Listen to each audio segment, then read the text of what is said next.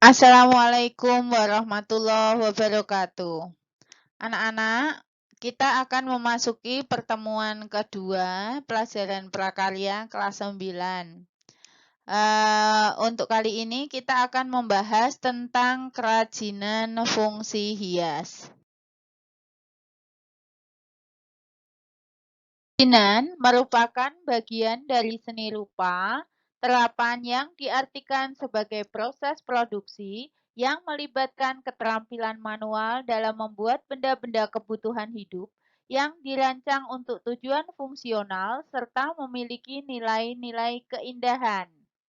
Jadi, kerajinan itu merupakan proses produksi melibatkan keterampilan dari seseorang untuk membuat benda-benda yang dibutuhkan dalam kehidupan sehari-hari, tetapi memiliki tujuan fungsional yang berbeda-beda di samping memiliki nilai keindahan.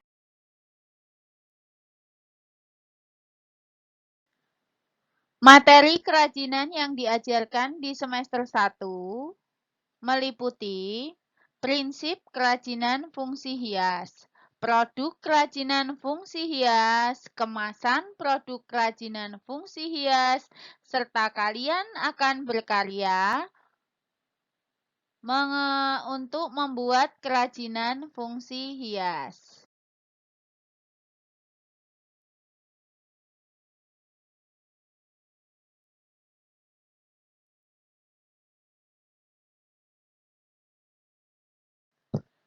Tujuan dari pembuatan kerajinan adalah 1.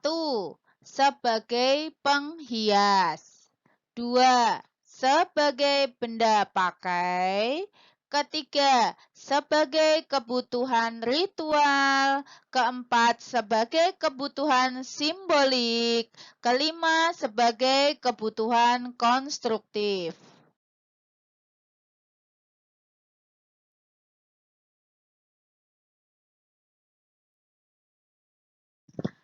Kerajinan berfungsi sebagai benda penghias. Kerajinan dibuat semata-mata sebagai hiasan pada suatu benda atau sebagai pajangan suatu ruang dan tidak memiliki makna tertentu. Jadi, kerajinan ini hanya berfungsi sebagai penghias. Dia tidak berfungsi menjadi benda lainnya. Maknanya juga tidak memiliki makna.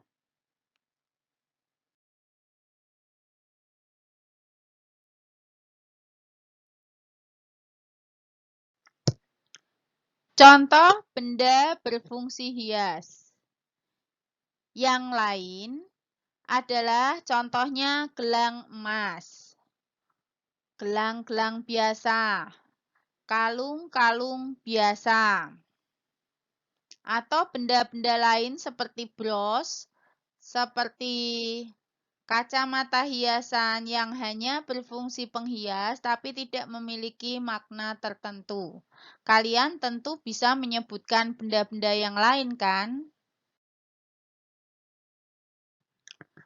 Fungsi yang kedua adalah sebagai benda pakai. Selain berfungsi sebagai benda hias, kerajinan memang dibuat untuk tujuan sebagai benda pakai sehari-hari. Contohnya sepatu, tas, baju, topi, dan masih banyak lagi. Di samping adalah kerajinan sepatu. Di sini akan banyak model-model yang ditampilkan. Itu merupakan seni kerajinannya di situ.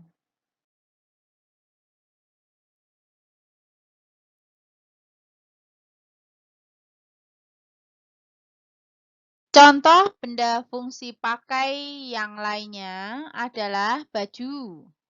Baju, selain mereka bermodel-model bentuknya, tujuan utama dari pembuatan baju ini adalah untuk menutupi badan atau aurat. Contoh yang lain adalah kursi. Kursi memiliki fungsi pokok sebagai tempat duduk. Walaupun dalam proses pembuatannya, kursi juga memiliki banyak model yang berfungsi untuk mempercantik ruangan. Contoh yang lainnya adalah almari. Kalian bisa melihat banyak model almari yang dijual di pasaran. Semakin bagus modelnya, maka dia akan semakin mahal. Walaupun fungsi pakai utamanya adalah sebagai tempat untuk menyimpan pakaian atau menyimpan barang-barang. Fungsi kerajinan yang ketiga adalah fungsi untuk kebutuhan ritual. Kerajinan yang mengandung simbol-simbol tertentu dan berfungsi sebagai benda magic yang berkaitan dengan kepercayaan dan spiritual. Contohnya adalah patung-patung yang dibuat untuk kebutuhan ritual, misalnya untuk kebutuhan upacara para leluhur. Fungsi kerajinan yang keempat adalah fungsi simbolik. Kerajinan tradisional selain sebagai hiasan juga berfungsi melambangkan hal tertentu yang berhubungan dengan nilai spiritual. Melambangkan hal tertentu di sini, di setiap daerah memiliki hasil kerajinan yang berbeda dan adat istiadat yang berbeda. Contohnya, apabila ada pemasangan janur, berarti di situ ada pesta pernikahan.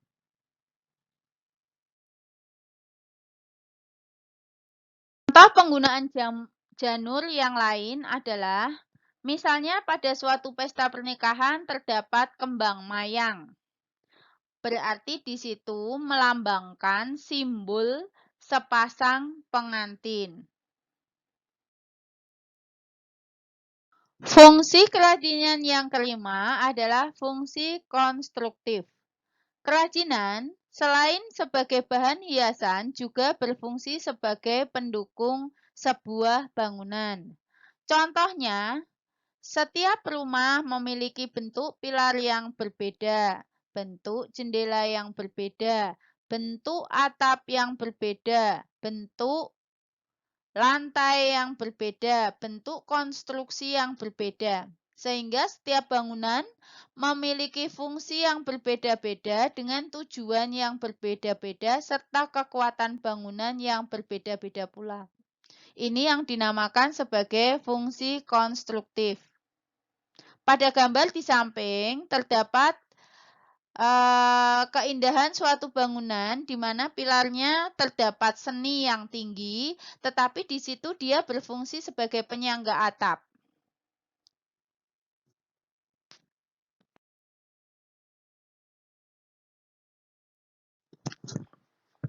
Yang selanjutnya contohnya adalah atap.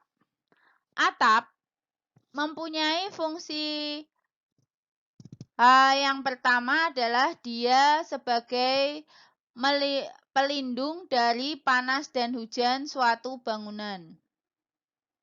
Akan tetapi, atap ada bermacam-macam bentuk. Gambar di samping adalah gambar rumah gadang dengan bentuk atap seperti itu, menunjukkan seni yang tinggi.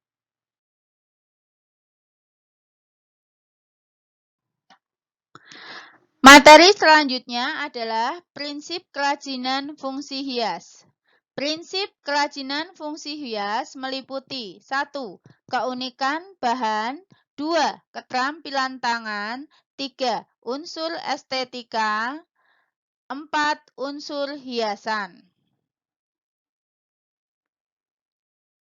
Prinsip kerajinan fungsi hias akan kita pelajari pada pertemuan yang ketiga minggu depan.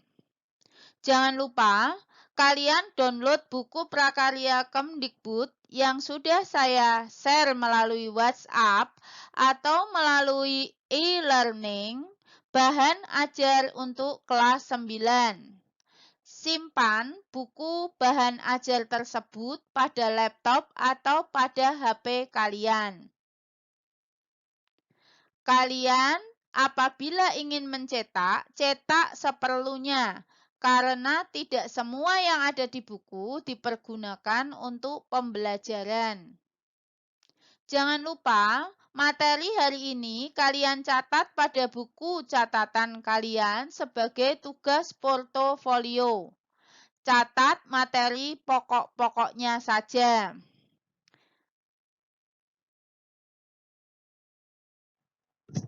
Jangan lupa, PowerPoint hari ini kalian catat kembali di dalam buku prakarya. Karena itu merupakan catatan yang akan kalian gunakan sebagai pengganti buku paket yang tidak kalian cetak. Jangan lupa ya. Sampai bertemu minggu depan pada pelajaran prinsip kerajinan fungsi hias. Wassalamualaikum warahmatullahi wabarakatuh.